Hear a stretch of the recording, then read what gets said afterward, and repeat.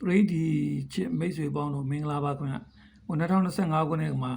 6ချိန်ကနေ9ချိန်ကိုလှမ်းပြီးတော့အဆင့်ဆင့်ပေးသွားတဲ့ကီးပုံစံလေးကိုပြသွားပါမယ်6ချိန်က68ခွန်းဆိုတဲ့68ခွန်းဆိုတဲ့ကီးလေးဟာနော်9ချိန်ကိုကစားသွားပါတယ်နော်တခါ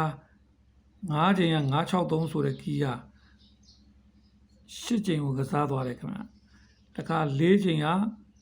894ဆိုတဲ့ကီးကနော်388မှာကစားသွားပါတယ်ဒါဆိုလို့ရှိရင်3ချိန်က3ခွန်ခွန်ဆိုတဲ့ကီးကလည်းပဲ352မှာကစားပြီးသွားပါပြီဒါဆိုလို့ရှိရင်အခုအချိန်မှာဆိုလို့ရှိရင်တော့ကစားနိုင်တဲ့ကီးကခွန်3ညာကီးပေါ့ခင်ဗျာဒါဆိုလို့ရှိရင်အခု7ချိန်မှာကစားမဲ့ကီးက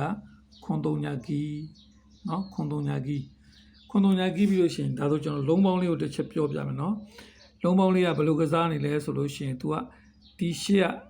နှလုံးပေါင်းချင်းတွေရယူမယ်ခင်ဗျလုံးပေါင်းချင်း4နှလုံးပေါင်းချင်း1နှလုံးပေါင်းချင်းခွန်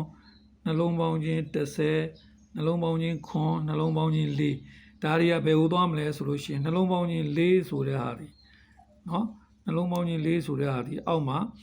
ဒီမှာ तू ကနောက်နှလုံးပေါင်းချင်း4ပါဝါ6နဲ့ကစားသွားပါမယ်နော်ဒီကနေပြီးတော့နှလုံးပေါင်းချင်း1ဆိုတဲ့ဟာဒီဒီမှာသူ့ရဲ့ပါဝါနှလုံးပေါင်းချင်း6နဲ့နောက်6နဲ့ကစားသွားပါမယ်နော်ဒါဆိုလို့ရှိရင်နှလုံးပေါင်းချင်းခွန်းဆိုတဲ့ဟာဒီပင်မှာသူကခွနှစ်ဆိုပြီးတော့ခွန်းရဲ့ပါဝါခွနှစ်နဲ့ကစားသွားပါမယ်တခါနောက်အခါမှာဒီမှာနှလုံးပေါင်းချင်း8ဒီ30ဒီဒီမှာ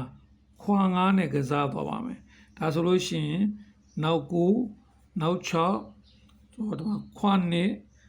9နဲ့ကစားသွားပြီဒီတစ်ခါလာမယ်ဆိုရင်တော့ဗျာရှေ့နဲ့ကစားရတော့မှာပေါ့နော်အဲ့ဒါဒီပါလဲဆိုလို့ရှိရင်ဒီနှလုံးပေါင်းချင်းခွန်ဒီ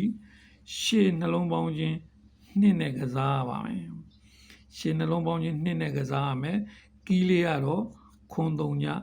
ကီးလေးနဲ့ကစားပါဖြစ်ပါတယ်ခင်ဗျာ